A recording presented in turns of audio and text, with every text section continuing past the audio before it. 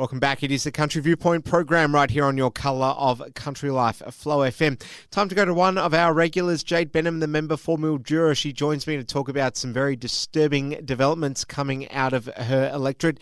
Jade, great to be back with you. How are you? Well, I could be better, but seeing these types of things in writing, it's one thing to hear rumours on the ground, but then to actually get, not confirmation of closures, and we probably need to clarify what exactly is going on, but confirmation of the sorts of things that the Allen Labor government is actually considering as far as public health goes, it actually makes me feel quite sick, which is kind of counterproductive at this point. Yes, certainly is, and we're feeling the same here in the Flow FM building. I mean, just one example being the prospect of babies being born on the side of roads. Jade, this is something that we associate with something that used to take place 100 years ago, but that could well be the reality if there is a potential closure taking place at the Mildura Emergency Department. It's very alarming stuff, isn't it? It really is, and hopefully it won't come to that. I mean, it couldn't. The community would be outraged. But what the Allen Labor government is asking our board to do, and I can see the bigger picture here. I'm a big picture person. I can see what's coming. But what the Allen Labor government and her department is asking of our board is to put in writing some extra measures into their budget action plan. And we know that every hospital and health service in Victoria has to make extreme cuts to their bottom line and find efficiencies, they're calling it, and they actually mean they're cutting out a lot of their budget. Mind you, the health minister says one thing and the premier says another, so who do we actually believe? We can actually believe it when people on the inside are so concerned that they think that they have to start leaking documents. This is obviously drastic, it's a drastic time and they're taking drastic measures. So hopefully it won't happen, but what the department is asking our board to do is to put in writing things that would bring their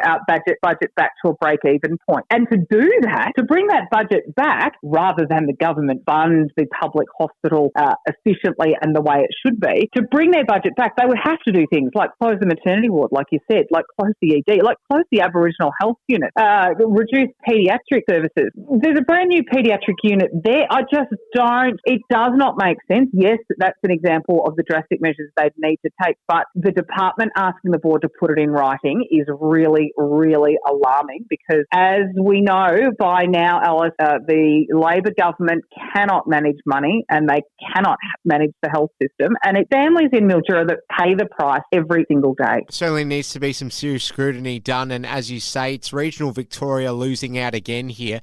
So if we don't want to be too alarmist, but, we do need to talk about the ramifications, the potential ramifications of this happening. So are we looking at people having to flood the emergency department of the hospital in Swan Hill if they get bitten by a snake on a farm? Yeah, look, Swan Hill, Bendigo, if that was to happen, it would absolutely cost lives. Given that the nearest emergency room is 400 kilometres away, it would absolutely cost lives, which is why we are saying this is absolutely off the table. Do not even put it in writing. You cannot ask that of our local board. But if the department does do that, and then 6 months down the track, obviously those efficiencies and those targets are not able to be met, I can just see that, the government will say, oh, well, we do need to consolidate to help meet our budget target. Well, no, hang on a minute.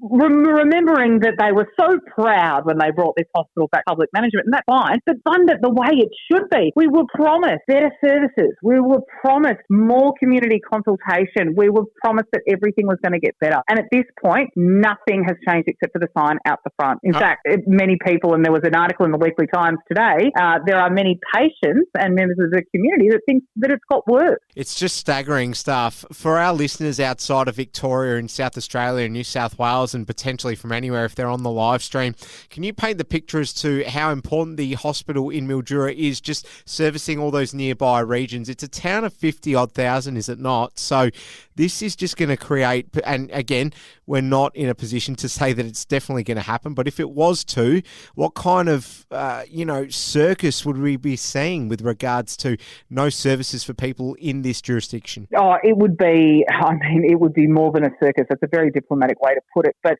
given that, yeah, you're right, the catchment of Mildura is around 60 to 65,000 people, I mean, depending on who you believe. But it's a tri-state area, right? So we've got Far West New South Wales Health District as well, but given that the nearest health services there, you've got Baronga, you've got Wentworth, you've got Golgol, and Broken Hill, that is far west isolated New South Wales. And then you've got the Riverland in South Australia as well, and it's the major hospital for places like Renmark.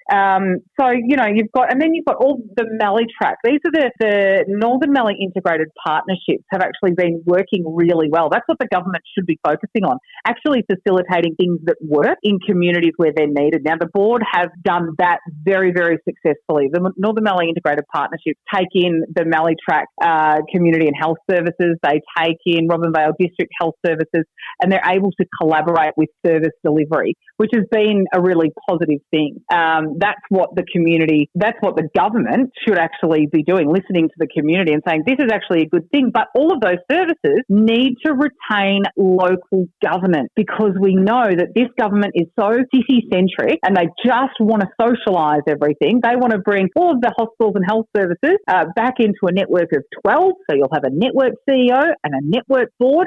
Probably never been to Mildura. They might make a couple of trips a year.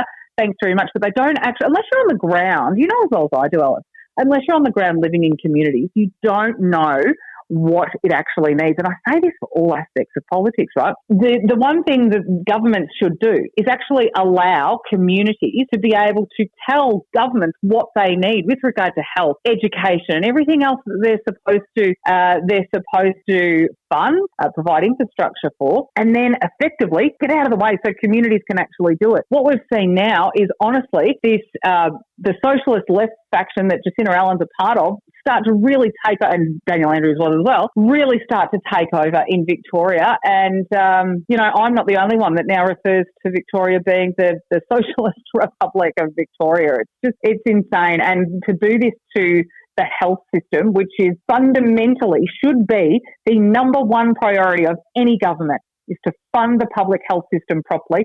And instead, you've got $40 billion in cost overruns and big build projects, which we know now where that's going, to the CFMEU and its officials and delegates, and that's just incredible. So we are not getting funded properly. We're having to find efficiencies within the health service so that they can keep building the suburban rail loop. And I know I'm banging on and ranting now, but it really does just boil my blood. They're all very relevant issues. Sticking to the theme of healthcare, though, we've had the story come out recently about doctors potentially looking to leave Victoria as well in droves because of the budget squeeze. So surely there's going to have to be some pressure that ramps up on the government soon. Yeah, and this is, we know also by now that GPs are a Commonwealth, and it's such a convoluted sector in itself. But yeah, GPs essentially federally funded, but doctors and nurses in terms of workforce in hospitals, yeah, this is a real concern as well, because they've gotten used to being able to call on the agency workforce at a